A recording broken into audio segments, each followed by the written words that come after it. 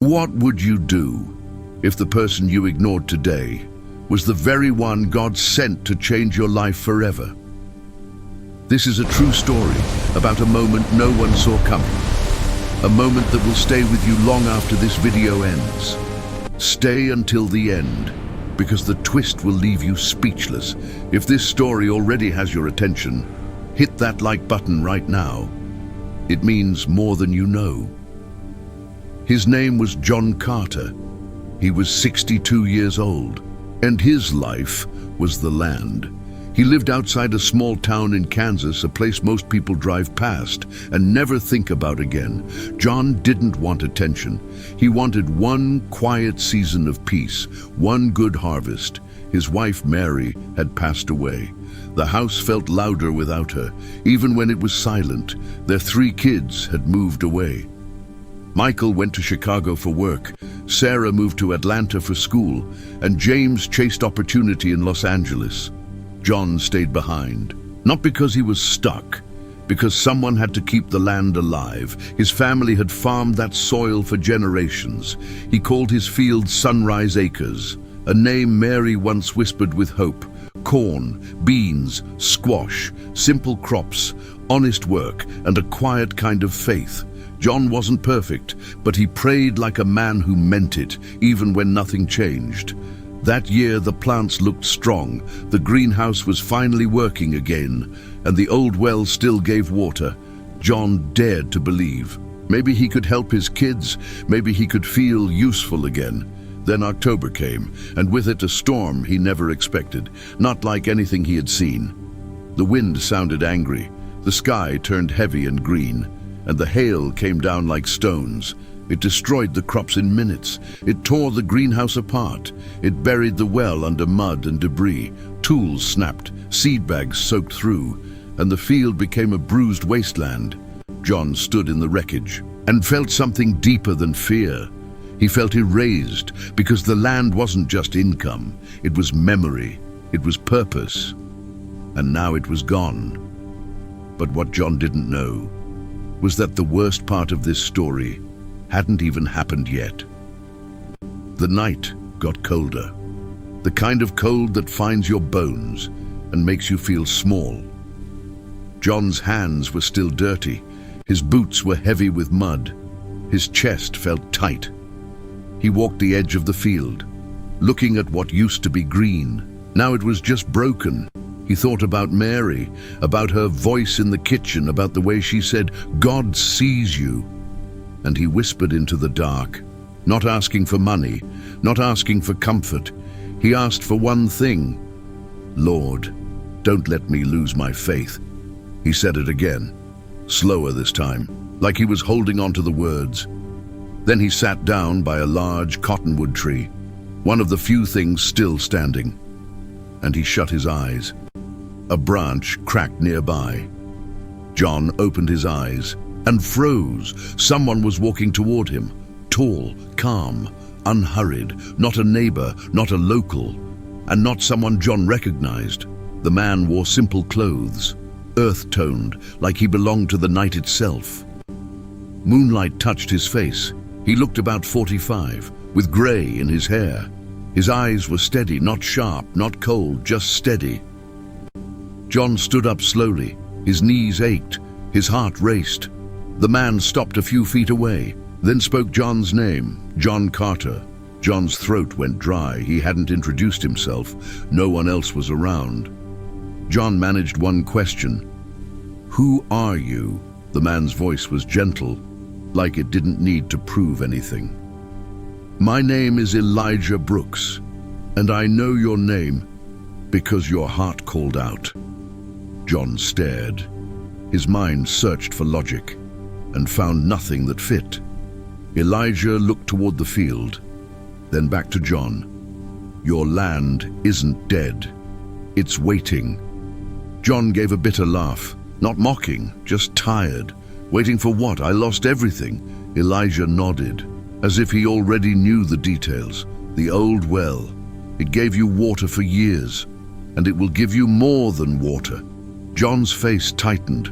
The well was ruined, buried. Elijah continued, "Clean it out with your own hands, and when you reach the bottom, dig 10 more feet." John blinked. 10 more feet. Elijah's voice didn't change. "That's where it's waiting. A treasure." John almost stepped back. He felt foolish for listening and scared for wanting to believe. A treasure in my well? My dad farmed this land, my granddad too. No one ever said anything about that. Elijah gave a small nod. A lot of God's gifts are hidden, not to tease you, to meet you at the right time. He bent down, scooped wet soil in his hand, and let it fall slowly. "Tomorrow at dawn, go back into your field. You'll see something you can't explain."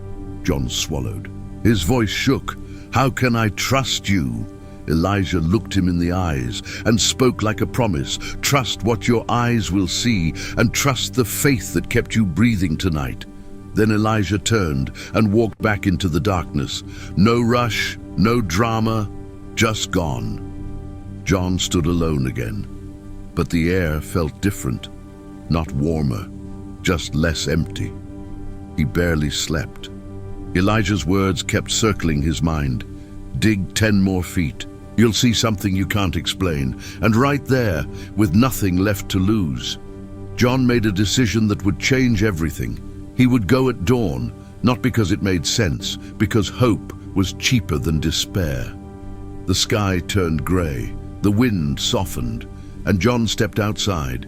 His boots sank into wet soil. His breath came out in clouds. His hands trembled.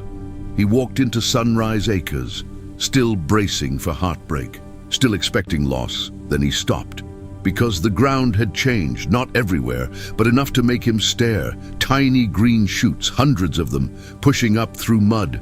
John's mouth opened and no sound came out. Corn sprouts, bean sprouts, squash sprouts, fresh, bright, alive. Where hail had crushed everything hours before, new life was rising, like the storm never happened. John dropped to his knees. He touched one sprout. It was real. Cold tears ran down his face, not from grief, from shock. At that exact moment where something impossible happened, something that cannot be explained by coincidence. John whispered, "Thank you," not loudly, just honestly. Then he remembered the well and Elijah's instruction. John walked to the mound of debris, mud, broken boards, stones. He grabbed a shovel and began to clear it, one heavy scoop at a time. Hours passed, his back screamed, his hands blistered, but he kept going, because now his faith had evidence, and his heart had fire.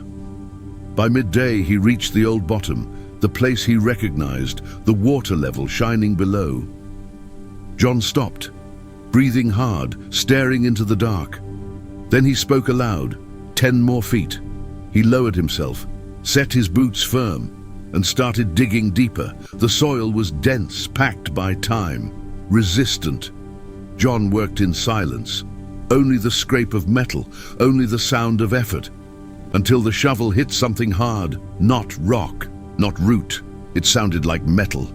John's heartbeat thundered. He dug carefully now, slower. A corner appeared, dark wood, iron bands, a box, an old chest. John's hands shook. He cleared the dirt around it, then pulled with everything he had. The chest rose inch by inch, heavy like a secret, like history. He dragged it out into daylight. The hinges were rusted. The latch fought him. Then it opened. Inside were coins, stacks of silver, and pieces of gold. Not one or two, a chest full. John couldn't speak. He only stared, as if words would break the moment. What happened next is the reason this story is being told today. Pay close attention. John's hands hovered over the coins. They didn't feel real. Silver stacked like small moons. Gold pieces, warm in the morning light. His mind tried to count, then it stopped trying, because this wasn't math, this was mercy. John backed away from the chest. He looked around his field, then up at the sky, and for a moment he couldn't breathe. Not from fear, from the weight of being seen. He remembered his prayer. He hadn't asked for wealth, he asked God for faith. And now faith stood in front of him, in the form of a promise kept. John closed the chest, not to hide it, to steady his heart. Then he sat on the ground, right beside the well, and he cried like a man who held too much. Not greed, not pride, just gratitude. But what John didn't know was that this gift would test his heart in a new way. Because money doesn't only change circumstances, it reveals character. John carried the chest into his home. Slow steps, heavy breaths. The floorboards creaked under the weight. He set it down near the kitchen table, Mary's table, the one she used. For family prayers, John stared at the chest for a long time. Then he opened his old Bible. Its pages were worn, underlined, soft at the edges. He didn't look for a verse about treasure. He looked for a voice, something to keep him grounded. He whispered, "Lord, show me what to do." Outside, the field kept breathing. Those green shoots kept rising, as if the soil itself had decided to hope. John walked back out. He touched the new sprouts again. They were strong, alive, and impossible. He walked row by row, and the more he looked, the more he saw. Not just a few, hundreds, then thousands, like someone had planted in the night, but nobody had. John stood still, and the memory of Elijah's eyes returned, steady, certain, like he already knew the ending. John waited for fear to come back. It didn't. Something else took its place, responsibility, because blessings are beautiful, but they are never light. John knew one thing. He couldn't keep this quiet, not forever. But he also knew another truth. Not everyone celebrates a miracle. Some people look for a way to own it. So John did the only thing he understood. He worked. He started with the well. He fixed the broken edges. He cleared the remaining debris. He made it safe again. Then he went to the greenhouse ruins. He picked up boards, pulled nails, saved what could be saved. He didn't feel rich. He felt called, because the miracle wasn't an excuse to stop. It was a reason to rebuild. Days passed, then weeks.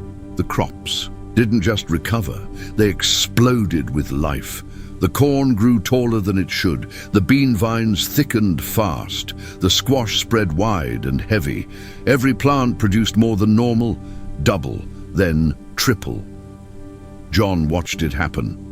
And every morning, he said the same words, "Thank you." Not as a habit, as a reminder. Neighbors started driving by. They slowed down.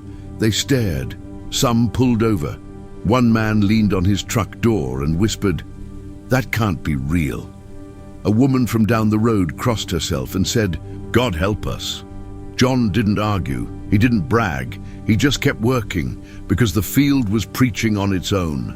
Word traveled. It always does. It went to the feed store, the diner, the church parking lot on Sunday.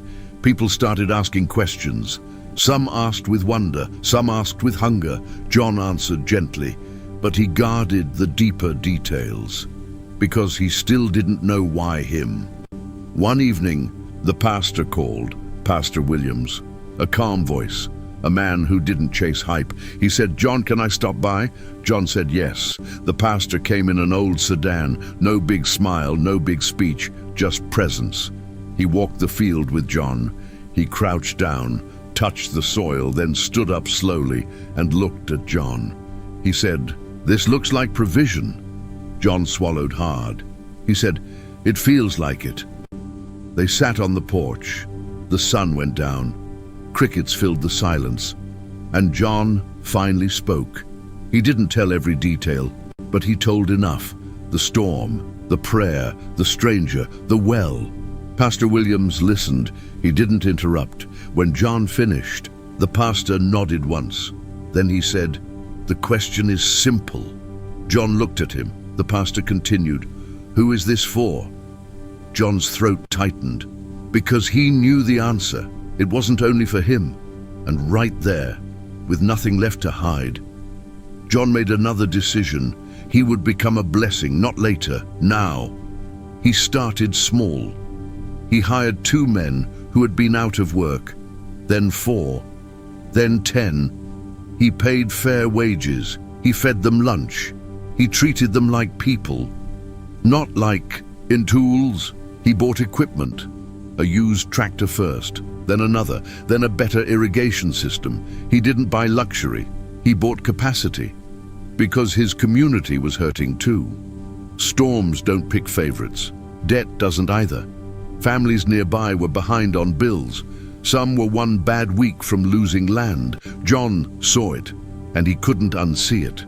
So he opened his barn. He started sharing seeds, tools, fuel, time. Then he had a bigger idea, a cooperative, a way for neighbors to work together, to buy supplies together, to sell produce without getting crushed. He called it Green Path Co-op, a simple name, a hopeful direction. People were suspicious at first, not because John was cruel, because life had taught them not to trust. But John kept showing up, week after week, with the same calm eyes, the same steady voice, and the same principle.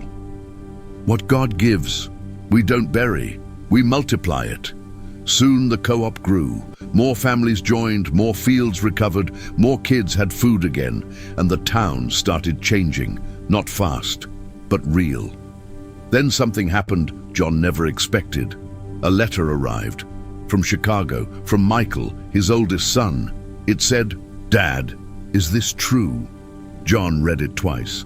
Then he sat down, because the miracle wasn't only in the ground, it was reaching into his family. He wrote back, short and honest. "Yes, come home if you can." A week later, Sarah called from Atlanta. Her voice cracked. She said, "Dad, I miss you." John closed his eyes. He said, "I miss you too." Then James texted from Los Angeles. Just one line. "I don't understand what's happening," John replied. "Neither do I. But I know who does." No one in that room knew what was about to happen, not even John, because the next visitor wouldn't come with wonder. He would come with desperation, and that desperation would set the stage for the next turning point. Before I continue, I need to ask you something. Have you ever been in a moment like this, where only faith made sense? Tell me in the comments. I read every single one. John didn't talk much about the chest. He didn't post about it. He didn't show it off. But people sensed there was more. They could feel it in the way he gave, in the way he rebuilt, in the way he refused to take credit. Then, one rainy afternoon, a car pulled up, clean, expensive, out of place on that road. A man stepped out, suit jacket, tired eyes, a face that had forgotten sleep. He walked to John's door slowly, like shame made his legs heavy. John opened the door. The man swallowed and said, "My name is Daniel Harper. I heard you found a way back. I lost everything, and I don't know where else to go." John studied him, not with suspicion, with recognition, because he had seen that look before, in his own reflection, after the storm. And what happens next will show you why miracles are never only about money. Daniel Harper stood on the porch. Rain tapped the railing. His hands kept adjusting his cuffs, like he needed something to control. John didn't invite him in right away. He just looked at him, not judging, measuring the weight he carried. Daniel's voice came out thin. "I'm not here to take. I'm here because I'm empty." John nodded once. He stepped aside and let Daniel enter. Inside, the house smelled like coffee and old wood and memories. Daniel sat on the edge of a chair, like he didn't deserve comfort. John poured 2 cups, no rush, no performance, just kindness with boundaries. Daniel stared into the cup. Then he started talking. He had built a company in Dallas, fast growth, bigger deals, bigger promises, then bad choices, wrong partners, and a pride he never named. He said, I thought I was untouchable." He laughed once, then stopped, because it wasn't funny anymore. He lost his savings, his home, his reputation, even friends. Then he lowered his voice. "I lost my marriage too." John didn't flinch, but his eyes softened, because loss speaks the same language. Daniel wiped his face quickly, like tears were another debt. "I drove here all night," he said. "I kept thinking I'd turn around, but something told me not to." John listened, and in his silence, Daniel felt safe. That's rare. Daniel finally asked the question, the one hiding behind every sentence. "Is it true? Did God really do that for you?" John took a slow breath. He looked toward the table, Mary's table. Then he said, "Yes." Daniel's shoulders dropped, not in relief, in surrender. He whispered, "Why would God do that?" John answered softly, "I don't know. But I know what he asked of me." Daniel looked up. "What did he ask?" John held Daniel's gaze and said, "To become a blessing." Daniel's jaw tightened. He nodded like he understood, but he didn't, not yet, because he still believed blessing meant rescue, and rescue meant comfort. John leaned back. His voice stayed calm. "Daniel, I can help you, but I won't save you from yourself." Daniel blinked. His pride stirred, then broke again. He said, "I don't want to be that man anymore." John watched him, and for the first time, he saw it. Not a businessman, a tired soul, a man who had run out of shortcuts. John stood. He walked to a small cabinet. He opened it. Inside were papers, receipts, notes, plans for the co-op, lists of families, work schedules. John had been building something bigger than land. He had been building a mission. John sat back down. He said, "Here's the deal. I'll give you a chance to rebuild, but you will rebuild differently." Daniel swallowed. John continued, "You will work. You will learn, and if you ever stand again, you will lift someone else with you." Daniel's eyes filled. This time he didn't fight it. He nodded. "I will," he said. But John didn't rush the moment, because promises are easy in pain. Faith is what you do when pain fades. John gave Daniel a place to stay, a small room, clean, sheets, a warm meal. Then he put him to work the next morning, not as punishment, as healing. Daniel learned the rhythm of the field, the patience of planting, the humility of weather. He learned that food takes time, and people do too. Weeks passed. Daniel stayed quiet. He helped repair fences. He carried feed. He washed mud from tools. And every day, something changed, not in his wallet, in his eyes. Then one evening, John found Daniel outside, just staring at the sunset. Daniel spoke without turning. "I used to think God was a concept. Now I think he's a father." John said nothing. He let that sentence breathe. But what John didn't know was that someone else had been watching this whole time. Because not everybody loved the co-op. Not everybody wanted the town to heal. Some people made money off pain. And they were starting to feel threatened. One day, a man named Rick Dalton came by. Local lender, smooth smile, hard eyes.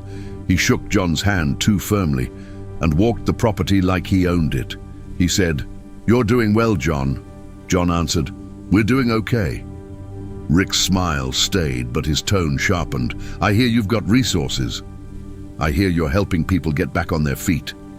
John nodded. Rick leaned closer. "That's good. But I want in." John didn't answer. Rick kept talking. "Bring your operation under my umbrella. I can scale this. I can make you bigger." John felt the trap.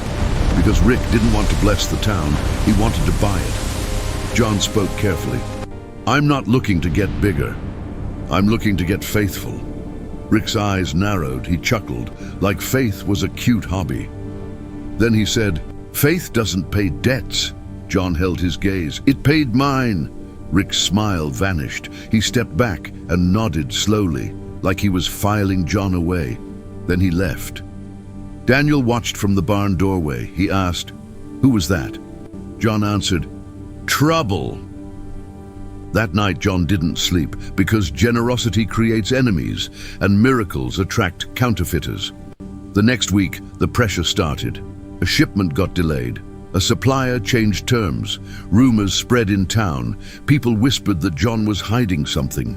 Some said the co-op was a scam. Some said the miracle was a lie. And John felt the old fear creeping back. Not fear of being poor, fear of being alone again. Daniel noticed. He said, "John, what do we do?" John looked at him. He saw something new there, not desperation, loyalty. Then John said, "We pray." Daniel hesitated. He still had old instincts. Fix it, fight it, control it. But John didn't move. He just bowed his head.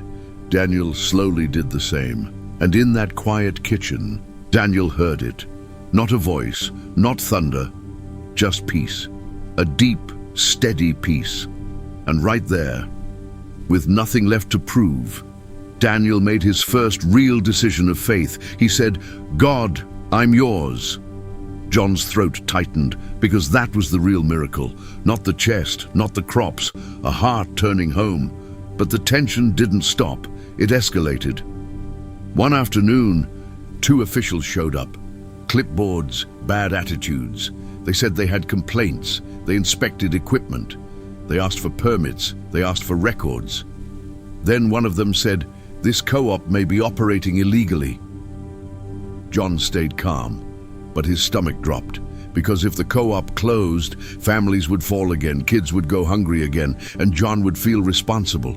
No one in that room knew what was about to happen, not even John, because the next 24 hours would bring the moment he feared most.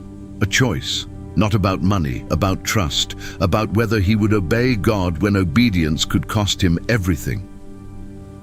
What happened next is the reason this story is being told today. Pay close attention. What's about to happen next is the reason I made this video. But before I tell you, if you're not subscribed yet, do it right now. Because the next story we're publishing might be the one that was made specifically for you. John stood at the kitchen window. He watched the road. He watched the rain. He watched his own thoughts, because pressure has a sound. And that night, it was loud. Pastor Williams called again. He didn't ask for details. He asked one question. "John, what is God telling you to do?" John didn't answer right away, because the honest answer scared him. He looked at the folder on the table, permits, receipts, records, everything he had built, and he whispered, "I think God wants me to stay calm." Pastor Williams said, "Then do that." John hung up, and he walked outside. He stepped into the wet field. The soil clung to his boots. The plants bowed under rain, but they were still standing. John lifted his face to the sky, and he prayed again, not for money, not for protection, for wisdom, for courage, for the kind of faith that doesn't panic. The next morning, the officials returned. This time they brought a third man, a supervisor, bigger belt, sharper stare. He walked into the barn. He looked at the equipment. He looked at the ledgers. Then he said, "We can shut this down today." John felt his heart drop. But he didn't argue, he didn't beg, he just asked, "Can I speak?" The supervisor shrugged. John spoke slowly. He said, "This co-op exists to help families eat. It exists to keep people working. It exists to keep people from losing everything." The supervisor didn't react. John continued, "If there's something missing, tell me. I will fix it. But please don't punish the poor for paperwork."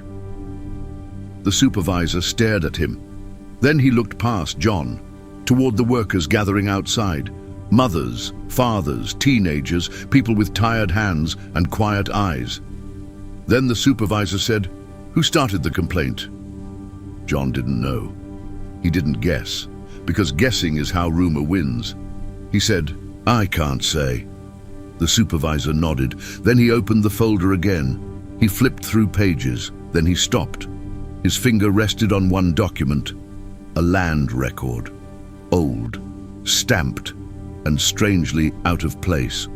He looked up and asked, "Where did you get this?" John leaned forward. His breath caught. He recognized the paper.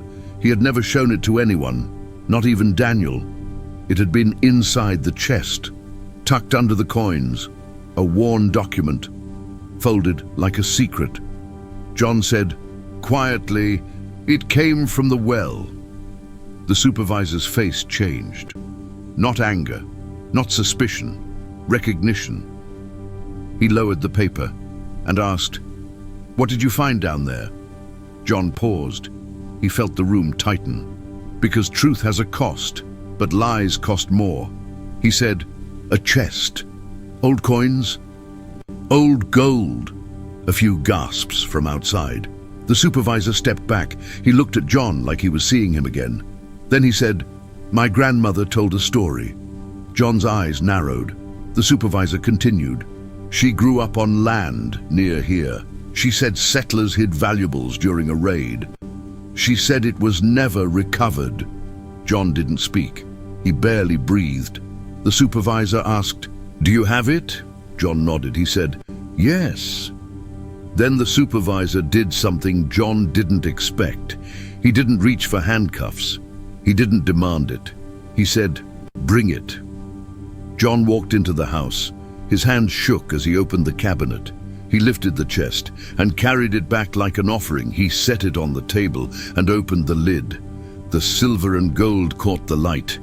Even the officials stared. The supervisor swallowed. Then he said, "This isn't just money. This is historical property." John's stomach turned, because the miracle suddenly looked like a problem. But what John didn't know was that God had already prepared a way through the fear. The supervisor held up the old document again. He said, "This paper matters. It shows the valuables were buried on this land. It lists the property boundary, and it names the owner." John stared. He said, "Who is it?" The supervisor read the name aloud. And it wasn't a stranger. It wasn't a corporation. It was John's family name, Carter. John's knees almost gave out, because the treasure wasn't stolen. It was left for him, protected through generations, hidden until the day he would use it right. The supervisor looked around the room. Then he spoke to the officials. "We're not shutting this down. We're documenting it correctly. And we're making sure this co-op is covered." One official protested. The supervisor cut him off. He said, "These families are working. This man is serving. We're not here to crush that." John's eyes filled, but he didn't let the tears fall yet. He had learned something. God doesn't only provide, He also protects purpose. Later that day, Pastor Williams came by. He walked into the barn. He looked at the workers. He looked at the paperwork now stamped and approved. Then he looked at John, and he smiled. Not big, not loud, just grateful. Daniel stood beside John. He whispered, "I thought we were done." John whispered back, "So did I." But God wasn't. That evening the news traveled fast, not about the chest, about the co-op, about how it survived, about how it was now official, protected, secure. Rick Dalton heard too. He didn't come back, not that week, not that month, because control hates light, and the light had arrived. A week later, Michael came home from Chicago. He stepped out of his car and just stood there. He looked at the field, he looked at his father, then he hugged John so tight, John couldn't speak. A few days after, Sarah flew in from Atlanta. She ran up the porch steps. She cried into John's shoulder, and for the first time in years, the house sounded alive again. Then James arrived from Los Angeles. He didn't say much at first. He walked the rows. He touched the leaves. Then he looked at John and said, "Dad, I'm proud of you." John turned his face away because his heart couldn't hold it, not all at once.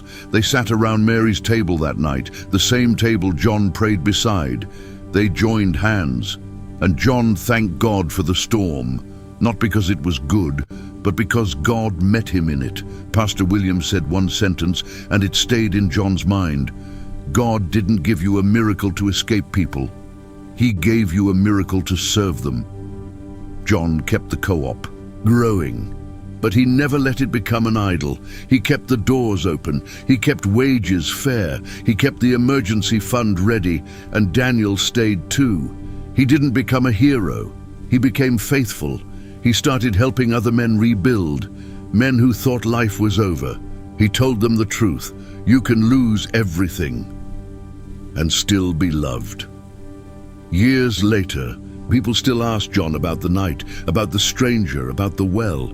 John would smile softly and say, I don't chase answers. I chase obedience. Because the biggest miracle wasn't the treasure. It was the man John became. A man who didn't let pain make him bitter. A man who let God make him generous. If this story moved you in any way, like it. Share it with someone who needs to hear this today. And subscribe, because tomorrow another miracle is waiting for you. God bless you. See you in the next story.